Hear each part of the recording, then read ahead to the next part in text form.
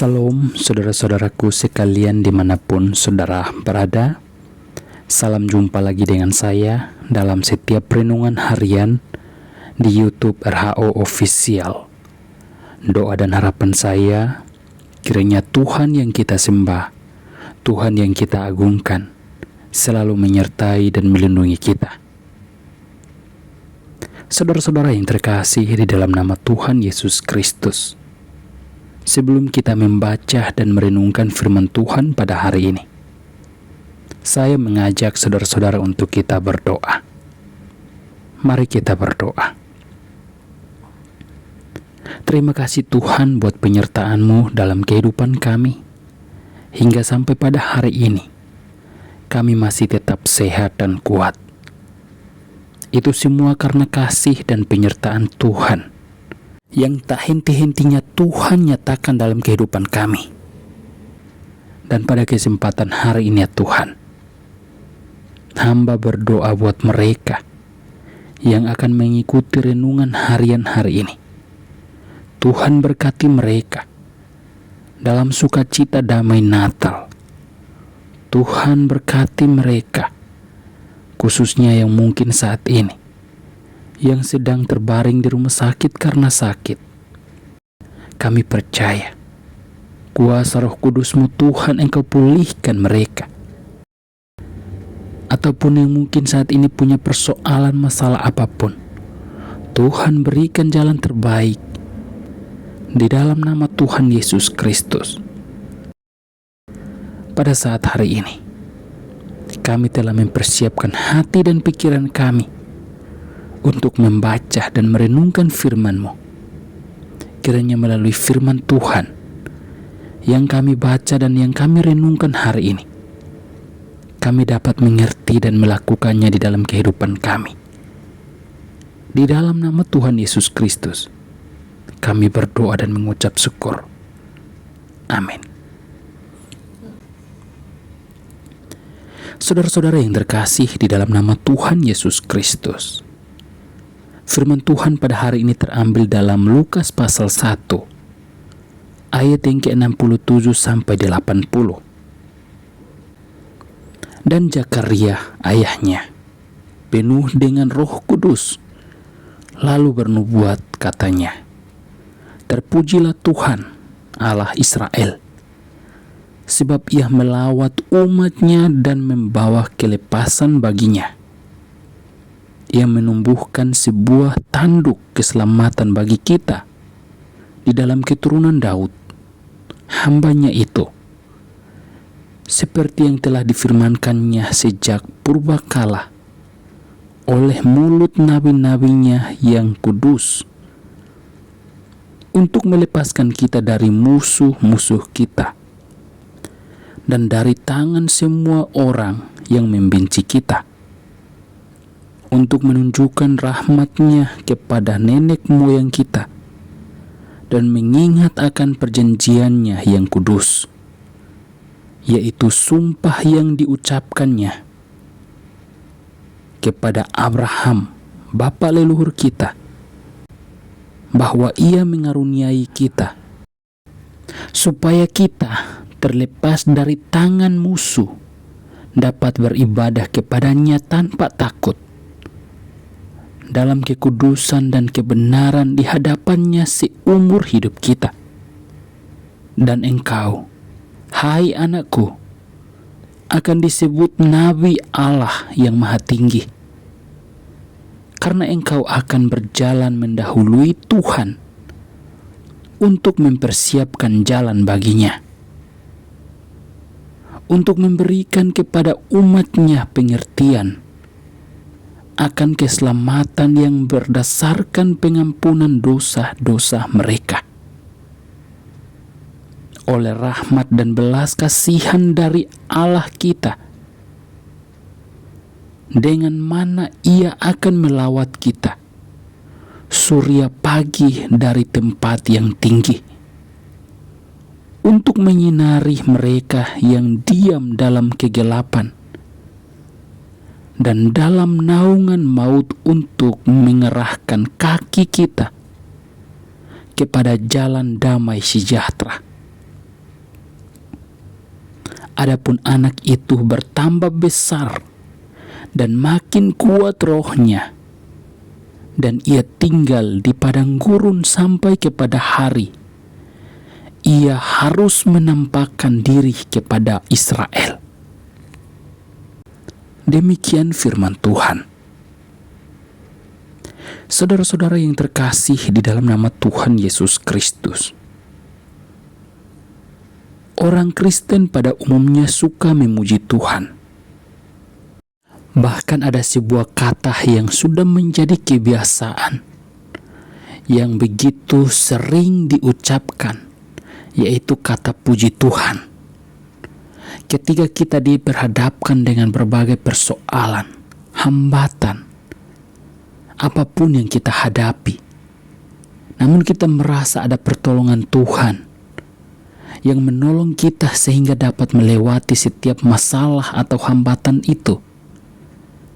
Kata puji Tuhan itu yang akan selalu muncul dari diri kita.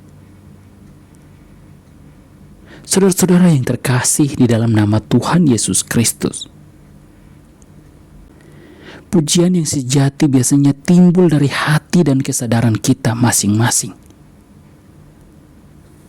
Dan hanya kepada Allah Tritunggal segala pujian dan ucapan syukur kita panjatkan kepadanya.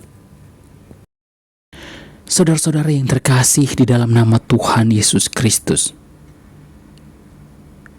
hal inilah yang dialami oleh Zakaria, yang berbeda dengan setiap pujian pada umumnya. Zakaria memuji Tuhan sebab ia dipenuhi oleh Roh Kudus. Bahkan dalam pujiannya berisi nubuatan, bukan hanya kata-kata yang tidak bermanfaat. Hal ini dengan jelas dalam ayat yang ke-67. Saudara-saudara yang terkasih di dalam nama Tuhan Yesus Kristus,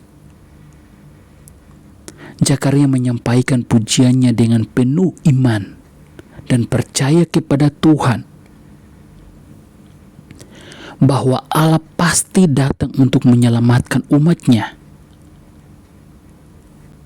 karena Allah akan menepati janjinya yang sudah disampaikan kepada para nabi yang terdahulu.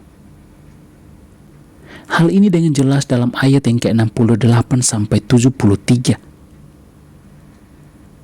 Allah datang untuk melepaskan umatnya dari semua musuh mereka. Allah yang akan memberi kemampuan, pengetahuan, keberanian kepada umatnya untuk menyembah dalam roh dan kebenaran, bukan lagi dalam sebuah tekanan atau ketakutan, tetapi umat Allah akan memiliki kebebasan, sukacita, damai sejahtera, dan menyembah Allah dalam roh dan kebenaran. Saudara-saudara yang terkasih di dalam nama Tuhan Yesus Kristus, selain daripada itu, dalam pujiannya Zakaria memahami dengan jelas bahwa Tuhan berkuasa untuk memilih setiap orang sesuai dengan kehendaknya untuk mewujudkan perintah Tuhan atau maksud Tuhan di dalam dunia ini. Seperti yang kita lihat, yaitu Yohanes Pembaptis yang telah menjadi bagian sebagai imam sama seperti Zakaria yang melayani Tuhan. Yohanes Pembaptis yang dipilih oleh Tuhan, dipelihara dan dikuatkan rohnya oleh Allah, karena Allah berdaulat, Allah berkuasa untuk Yohanes Pembaptis menyediakan jalan kepada Raja Damai, yaitu Yesus Kristus yang datang ke dunia. Saudara-saudara yang terkasih di dalam nama Tuhan Yesus Kristus, di sini kita dapat menemukan bahwa pujian yang sejati lahir dari setiap hati dan kesadaran kita masing-masing. yang berjumpa dengan Allah dan mengalami kuasa dan pertolongan Tuhan yang begitu besar di dalam kehidupan kita. Karena Allah yang berkuasa untuk menyelamatkan kita, mengampuni setiap dosa dan pelanggaran kita. Maka dengan iman yang diteguhkan Allah dan hati yang dipenuhi oleh Roh Kudus,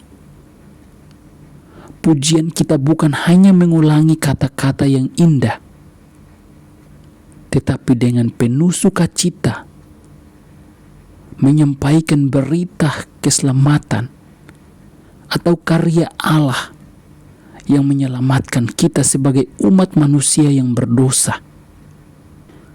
Seperti yang kita lihat, Zakaria menaikkan ucapan syukurnya, pujiannya di hadapan Tuhan dari hati yang tulus.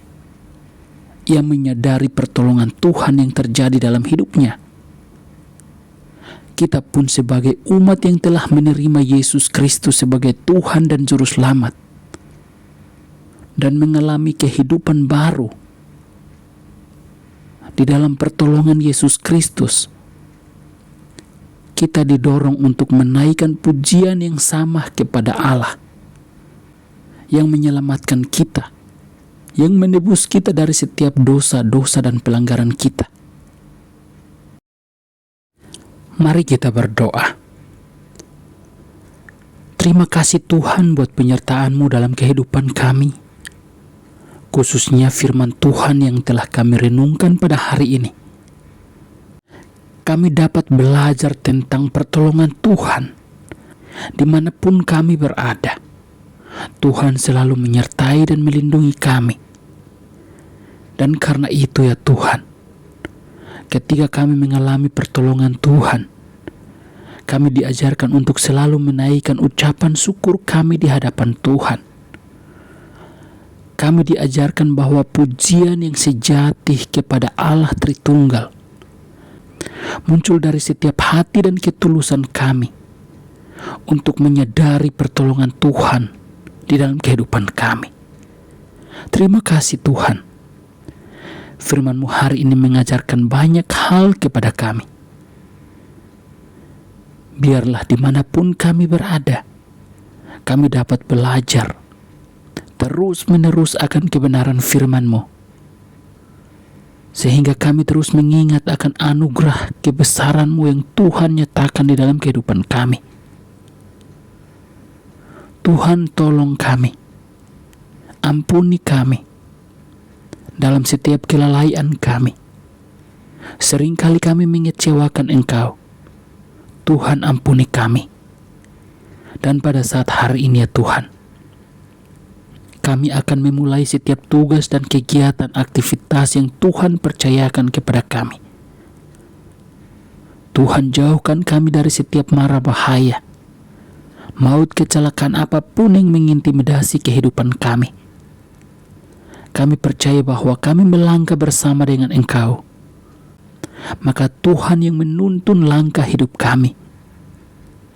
Dan kami akan terus mengalami pertolongan dan anugerah Tuhan di dalam kehidupan kami. Di dalam nama Tuhan Yesus Kristus, firman-Mu yang hidup itu kami berdoa dan mengucap syukur atas kebenaran-Mu pada hari ini. Amin.